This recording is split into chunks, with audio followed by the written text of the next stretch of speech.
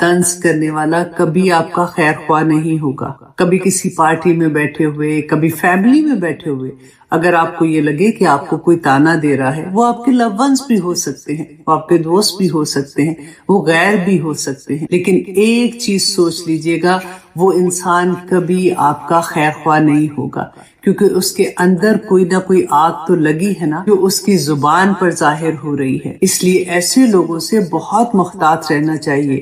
شروع سے پڑھتے آئے ہیں کہ وَلَا تَزِرُ وَازِرَةٌ وِزْرَ أُخْرَىٰ، کہ قیامت کے دن کوئی کسی اور کا بوجھ نہیں اٹھائے گا. لیکن سورۃ نحل کی آیت نمبر 25 میں اللہ سبحانہ تعالیٰ فرماتے ہیں کہ وہ اٹھائیں اپنے بوجھ پورے کے پورے اور ان لوگوں کے بھی جن کو وہ گمراہ کر رہے تھے. اللہ اکبر.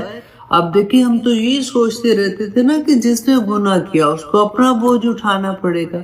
یہاں پہ اللہ سبحانہ تعالیٰ فرما رہے ہیں کہ جو ہماری وجہ سے فتنے میں آیا، جس نے ہماری وجہ سے کوئی برائی کی، جس نے ہماری وجہ سے کوئی غلط کام کیا، اس کا بوجھ بھی، اس کا گناہ بھی قیامت کے دن ہمارے اوپر ہوگا. اللہ اکبر.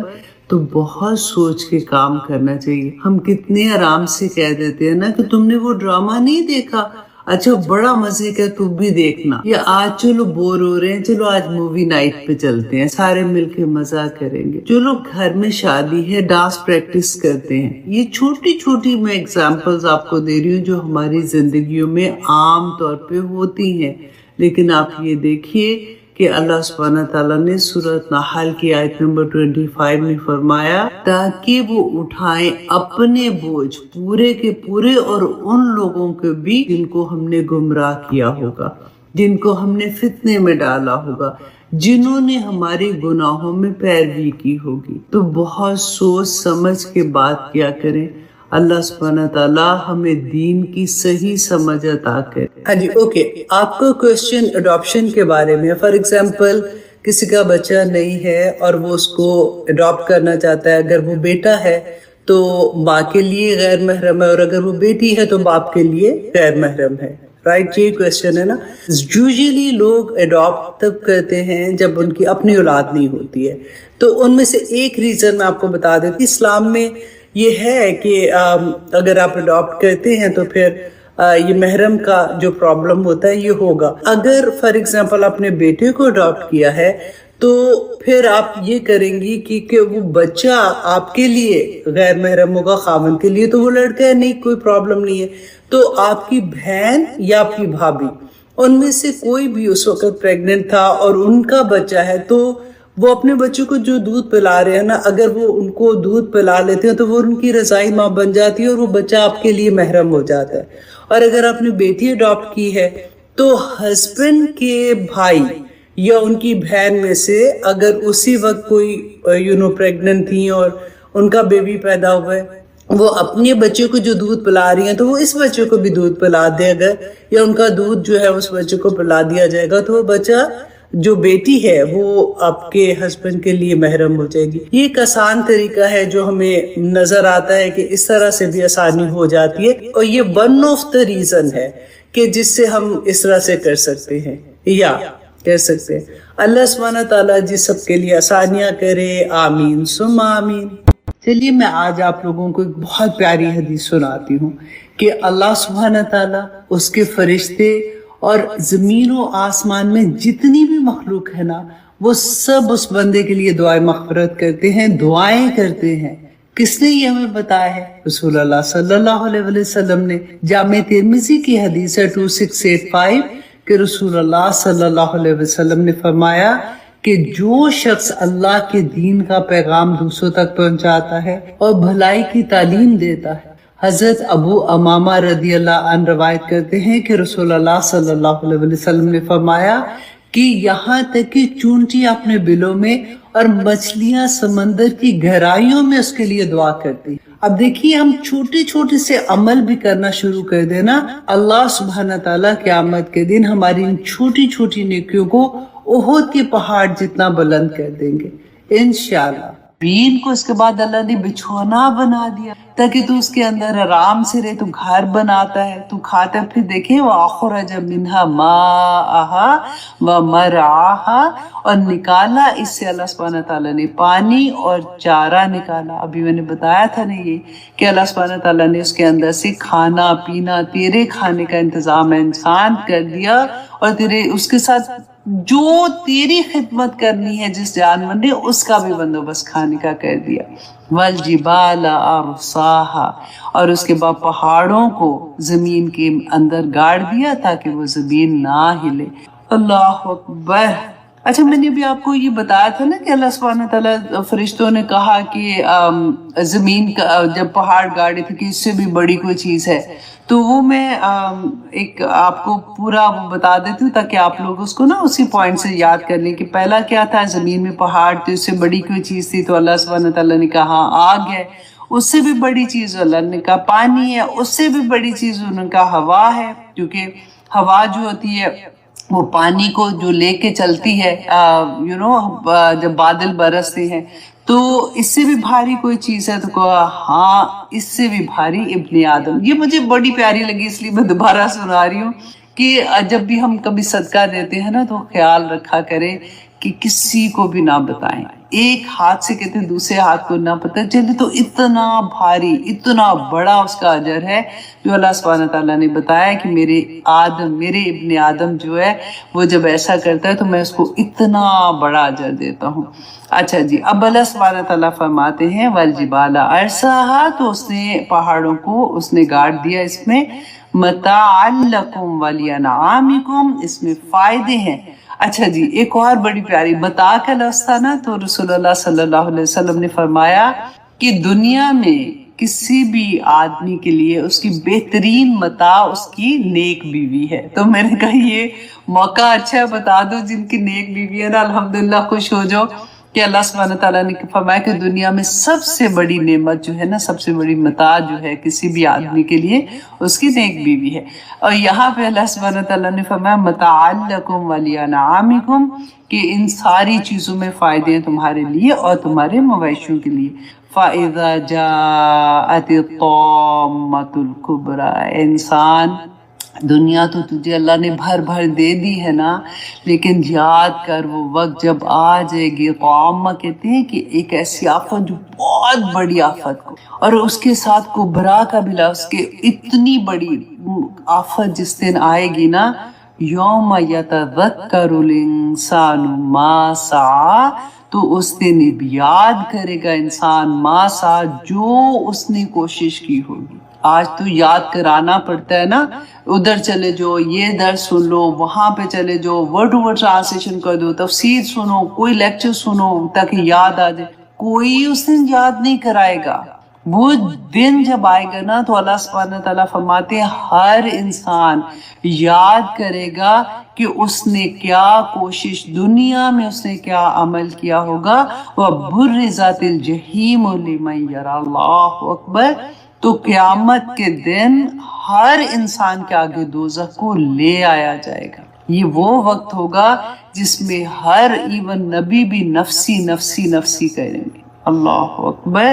تو اللہ سبحانہ تعالیٰ فرماتے ہیں، دیکھیے ہم نے پڑھا وَإِذَا أُلْقُوا فِيهَا سَمِعُوا لَهَا شَهِيقًا وَهِيَ تَفُورُ تَكَادُ تَمَيَّزُ مِنَ الْغَيْظِ کلما القی فیہا فوج سالم خزنتها لم یاتکم نذیر۔ یہ اللہ سبحانہ تعالیٰ فرماتے ہیں جب اس میں ڈالا جائے گا نا تو وہ سنیں گے، جو دوزخ کی آواز ہوگی نا، چیختے چنگاڑتے سنیں گے، اور وہ جوش ماری ہوگی اور اس قریب ہوگی کہ وہ پھٹ جائے اس جوش سے، اور وہ اللہ سبحانہ تعالیٰ اس کو اجازت دیں گے کہ وہ چن لے لوگوں کو، وہ کہے گی اور اللہ سبحانہ تعالیٰ اور جو نافرمان لوگ ہوں گے وہ آ کے ایک جیسے مرغی دانہ چنتی ہے نا، اسی طرح سے وہ اللہ سبحانہ تعالیٰ فرماتے ہیں کہ وہ چنے گی وہاں سے اپنے اپنے لوگوں کو اور اپنے اندر لے کے جائے گی۔ اللہ اکبر۔ کہ وہ پھر فرشتے جو ہے نا جب گھسیٹ کے لے کے جا رہے ہوں گے وہ پوچھیں گے کہ تمہیں کوئی ڈرانے والا نہیں آیا تھا، تم نے یہ کیا کیا اپنے ساتھ؟ تو کہیں گے کہ ہاں آیا تھا، لیکن ہم نے کہا فَكَذَّبَ، اور ہم نے اس کو جھٹلا دیا تھا، ہم نے کہا کچھ نہیں ہونا۔ اللہ سبحانہ تعالیٰ نے کچھ نہیں کرنا، ایسا نہیں ہوگا۔ اللہ سبحانہ تعالیٰ فرماتے ہیں وَبُرِّزَتِ الْجَحِیمُ لِمَن یَرَىٰ، اور ہر دیکھنے والے کے سامنے دوزخ کو لے آیا جائے گا، اور دوزخ کے اوپر پل صراط ہوگا جس پہ سے ہر بندے کو گزرنا ہوگا، ہر نیک سے نیک بندے سے لے کے ہر برے سے برے ہر ایک کو گزرنا ہوگا۔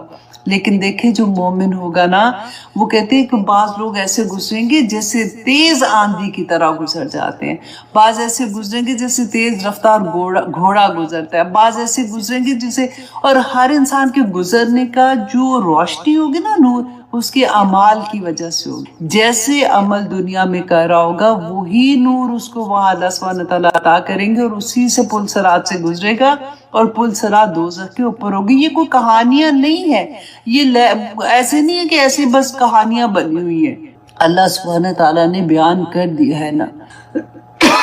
اللہ اکبر۔ اور اللہ سبحانہ تعالیٰ آگے فرماتے ہیں فَأَمَّا مَن طَغَىٰ، دیکھیں پھر سے طغا کی بات آ گئی کہ رہی وہ لوگ جنہوں نے اللہ سبحانہ تعالیٰ کے حکموں سے حد سے بڑھ گئے تھے نا، ان کے لیے کیا اللہ سبحانہ تعالیٰ نے فرمایا کہ وَآثَرَ الْحَيَاةَ الدُّنْيَا، دو طرح کے لوگ، نمبر 1 جی کہ انہوں نے اللہ کے حکموں سے تجاوز کر دیا، نمبر 2 کہ وہ دنیا کی وَآثَرَ الْحَيَاةَ الدُّنْيَا ترجیح دی۔ ایسا نہیں کہا کہ 100% بس اسی میں لگ گئے تھے، صرف ترجیح دینے کی بات ہے۔ آپ غور کریں، اس کو انڈر لائن کریں کہ جس نے ترجیح دی دنیا کی زندگی کو، فَإِنَّ الْجَحِيمَ هِيَ الْمَأْوَىٰ، تو اس کے لیے جہنم ہی اس کا ٹھکانہ ہے۔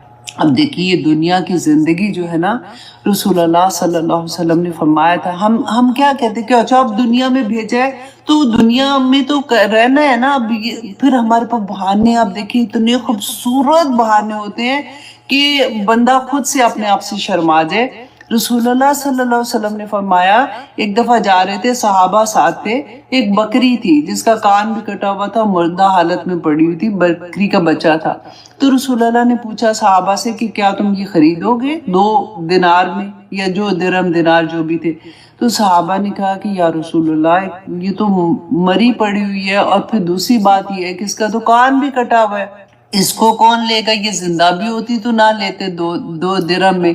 تو رسول اللہ صلی اللہ علیہ وسلم نے فرمایا کہ یہ بکری کو تم، اب مردہ بکری ہے نا، اور تم اس کو نہیں لینا چاہ رہے، تو اس دنیا کی حقیقت اس سے بھی کم۔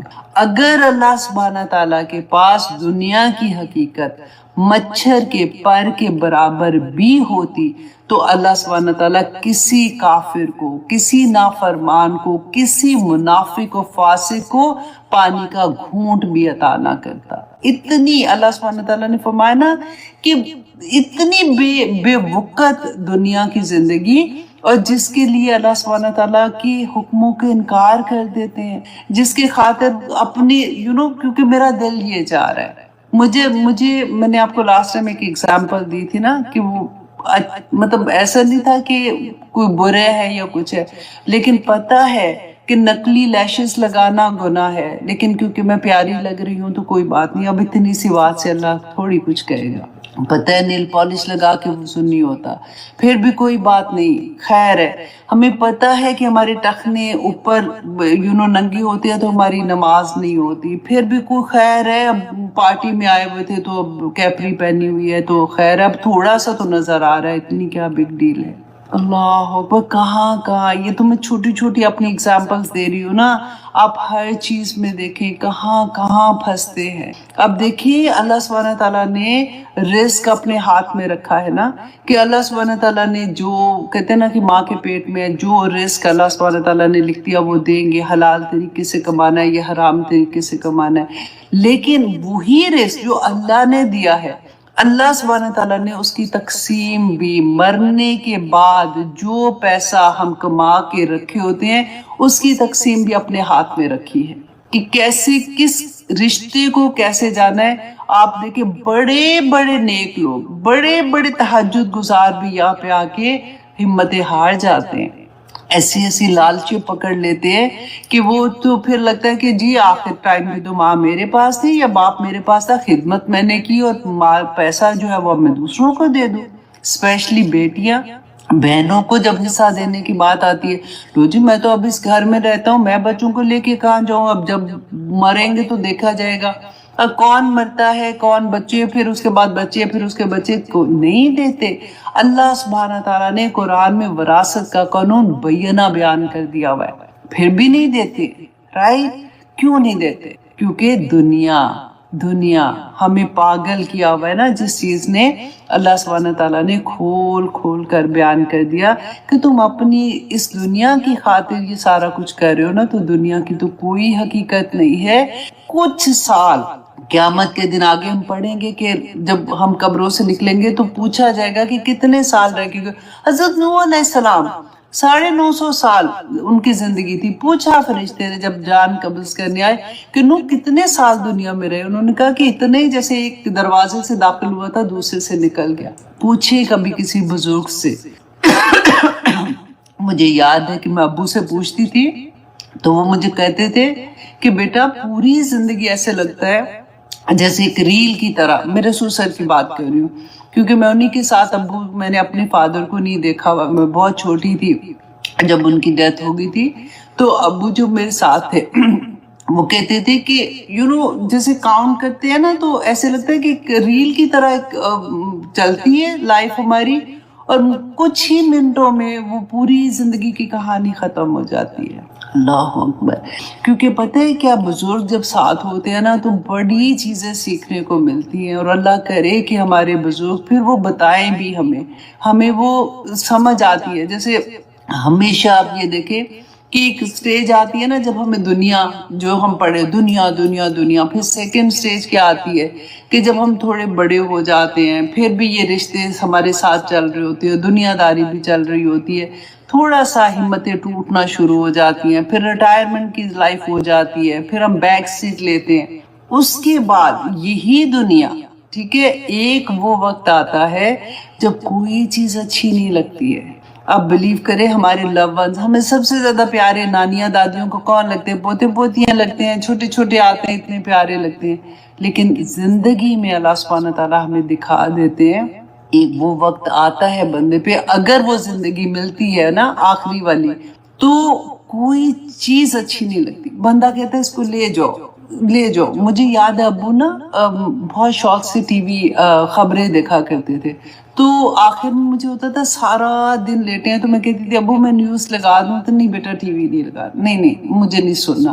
ان کو عادت تھی، وہ رات جاگتے تھے تو تفسیر مولانا مودودی کی ان کے پاس ہوتی تھی، اس کو انڈر لائن کرتے رہتے تھے، ان کو شوق ہوتا تھا، وہ پڑھتے رہتے تھے۔ آخر میں وہ بھی نہیں کرتے تھے کیونکہ وہ دیکھ نہیں سکتے تھے پراپر، مطلب ایسا نہیں تھا کہ ان کی نظر پوری ختم ہوگی، لیکن ہمتیں ہی نہیں رہتی ہیں۔ تبھی تو رسول اللہ صلی اللہ علیہ وسلم نے فرمایا تھا نا کہ صحت کے زمانے میں وہ کمال ہو، کیونکہ یہ وقت آنے والا ہے، تو جب ایسا وقت آئے گا تو اسے پہلے دیکھیں، میں کہتی ہوں جن کو اللہ نے سجدے کی توفیق دی ہے کر لے زیادہ سے زیادہ سجدے۔ ہمیں نہیں پتا اللہ سبحانہ تعالیٰ کا کتنے لوگ ہوتے ہیں وہ نہیں سجدہ کر سکتے، کتنے بیمار ہوتے ہیں جب وہ دوائیاں کھاتے ہیں وہ نہیں اٹھ سکتے نمازوں کے لیے، فجر میں بھی وہ بڑے بڑے حالات ایسے ہوتے ہیں، اور وہ جو بیمار ہوتے ہیں ان کے لیے تو خیر رسول ہی فرق ہو جاتے ہیں، لیکن ہماری آنکھیں دیکھتی ہیں یہ سارا کچھ۔ آج کلاس تھوڑی سی لمبی ہوگی مجھے پتا تھا، لیکن آپ لوگوں نے جس نے پاکستان میں، کیونکہ انڈیا میں تو اور بھی دیر ہو جاتی ہے، تو انشاءاللہ آپ صبح یہ کلاس تو رہے گی، دیکھ لیجئے گا۔ میں اس کو انشاءاللہ ریپ اپ کرنے والی ہوں، بس تھوڑا سا رہ گیا۔ اب اللہ سبحانہ تعالیٰ فرماتے ہیں کہ جس دن انسان یاد کرے گا نا کہ جو اس نے کوشش کی تھی اس دنیا میں، سب کچھ یاد آ جائے گا۔ وَبُرِزَتِ الْجَحِيمُ لِمَنْ يَرَىٰ، اور دیکھے گا دوزخ کو جو اس کے سامنے لائی جائے گی۔ فَأَمَّا مَنْ طَغَىٰ، تو جس نے تو رہا وہ شخص۔ اب یہ صرف فرعون کی بات نہیں اللہ سبحانہ تعالیٰ فرما رہے ہیں، تو یہ عام بندے کی بات کہ جس نے بھی طغی کی ہوگی، وَآثَرَ الْحَيَاةَ الدُّنْيَا، اور نمبر 2 کہ دنیا کی زندگی کو ترجیح دی ہوگی، فَإِنَّ الْجَحِيمَ هِيَ الْمَأْوَىٰ، تو اس کا ٹھکانہ دوزخ ہوگی۔ اللہ اکبر۔ وَأَمَّا مَنْ خَافَ مَقَامَ رَبِّهِ، اور اب 2 چیزیں اللہ سبحانہ تعالیٰ یہاں پہ اگین بتا رہے ہیں کہ نمبر 1 یہ رہا وہ شخص جو اللہ سبحانہ تعالیٰ کے سامنے کھڑا ہونے سے ڈر گیا، مقام ربہ، اپنے رب کے سامنے کھڑا ہونے سے ڈر گیا۔ ہم کیا کہتے ہیں؟ ڈراؤنا، ہر وقت تو ایسی باتیں کہتی رہتی ہوں۔ یہاں پہ اللہ سبحانہ تعالیٰ خود فرما رہے ہیں کہ جو رب کے آگے کھڑا ہونے سے ڈر گیا کہ اللہ میں اپنے اعمال تیرے پاس لے کے آؤں گی تو میں کیسے ان کا جواب دوں گی۔ ہر بندے کو اللہ سبحانہ تعالیٰ کے سامنے جواب دینا ہے۔ اب دیکھیں اللہ کے سامنے کھڑے ہو کے اپنا دن دیکھیں، جب ہم شروع کرتے ہیں اور رات ہوتی ہے، ہم اعمال سے بھرے ہوتے ہیں، ایک ایک لمحے کا حساب ہوگا ادھر۔ تو اللہ سبحانہ تعالیٰ فرماتے ہیں نمبر 1، جو ڈر گیا نا اللہ کے سامنے کھڑے ہونے سے، وَنَهَى النَّفْسَ عَنِ الْهَوَىٰ، اور وہ جس نے روک لیا اپنے نفس کو اپنی خواہشات سے۔ اب میرا دل چاہ رہا ہے کہ ہائے دیکھو، میں نے گئی تھی، اتنی مزہ آ رہا، تو اتنی لڑکیاں اچھی لگ رہی تھی، میں بھی اگر حجاب نہ لوں تو کیا فرق پڑتا ہے، ساروں نے تو وہاں پہ کوئی نہیں لیا ہوا تھا، ہے نا۔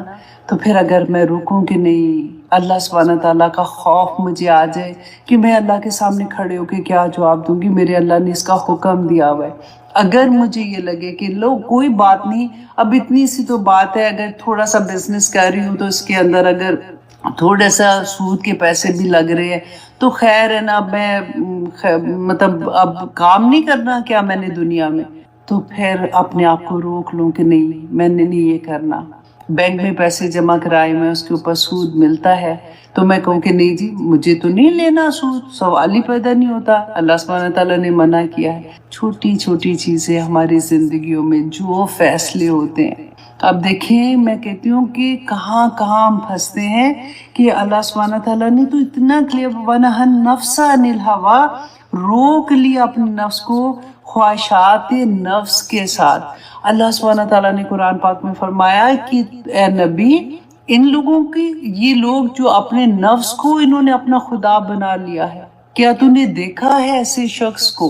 دیکھیں اتنی پیاری آیا ہے، اللہ سبحانہ تعالیٰ فرماتے ہیں اے نبی کیا آپ نے دیکھا ہے ایسے شخص کو جس نے اپنی خواہشات نفس کو اپنا خدا بنا لیا ہے؟ کیا آپ قیامت کے دن اس کا وکیل بنے؟ خواہشات نفس، آپ غور کیجئے گا سونے سے پہلے کہ کہاں میری دو ہی چیزیں، ایک ہماری خواہش نفس ہے جو شیطان کا کام ہے، دوسری طرح دیکھیں ایک شیطان ہے جو باہر ہے، ایک خواہش نفس ہے جو ہمارے اندر ہے، رائٹ، اور ایک طرف اللہ کا حکم ہے۔ اللہ کا حکم نہیں مان رہی ہوں تو پھر دوسری طرف اور تو کوئی راستہ ہے کوئی نہیں، تو پھر میں وہی کر رہی ہوں نا۔ تو اپنے آپ